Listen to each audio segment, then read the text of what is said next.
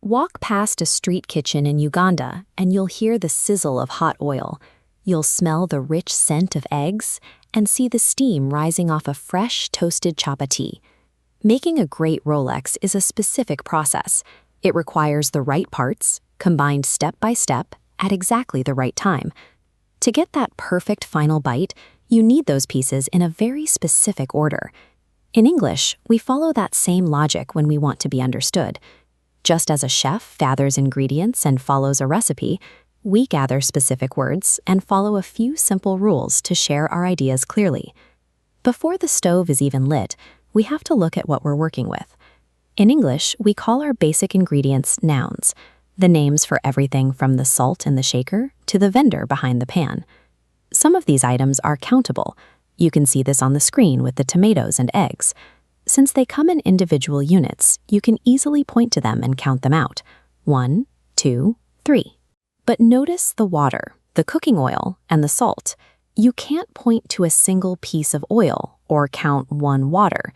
These are non-countable ingredients because they exist as liquids or masses. Since we can't use numbers for these, we use special helper words instead.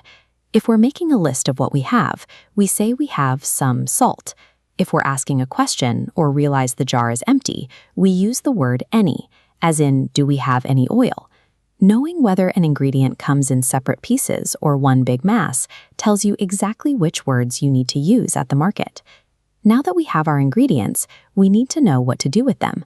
To give clear directions, we use bossy action words. These are the words that tell the cook exactly what to do. Chop the onions, beat the eggs, and fry the chapati. But those actions only work if they happen in a specific order or sequence. To guide someone through a recipe, we use order words. We start the very first instruction by saying, first, chop the tomatoes. As we move through the recipe, we use markers like next and then to show the flow of time. Next, beat the eggs. Then, fry the mixture on a hot pan. To show the cook that they are done, we finish the list with one last order word. Finally, roll it tightly and serve. If you provide these steps out of order, the result is a disaster. If you try to fry the eggs before you've eaten, you're just heating up useless shells on a pan. Without these order words to organize our actions, both a physical recipe and a set of written instructions will fall apart. Once the meal is ready, we need words to describe the experience. We use adjectives of taste to tell others exactly how the food feels on our tongues. A fresh Rolex is delicious, but Ugandan food covers a huge range of different flavors. Different crops provide very different sensations. A ripe mango is sweet and sugary, while a lemon has a sharp, sour bite. Even the flavor of this bunch of green matuke can change completely depending on how it's prepared. You might hear the word bitter and think a food is bad, but that's not the case. Many of our favorite local greens and herbs are naturally bitter, and that's exactly why people enjoy them.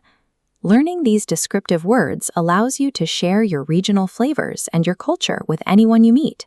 Cooking is how we build a community, bringing family and friends together around a shared table. Sharing a meal means following local etiquette. These are the ways we show respect to each other while we eat, like washing our hands before the meal, chewing quietly, and waiting for our elders to take the first bite.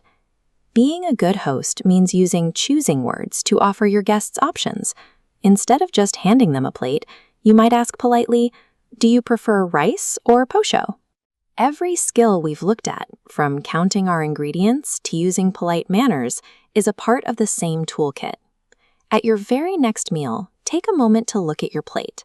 Try to name the nouns you see, the sequence of how it was made, and the adjectives that describe the taste. Your English gets stronger every time you share a meal.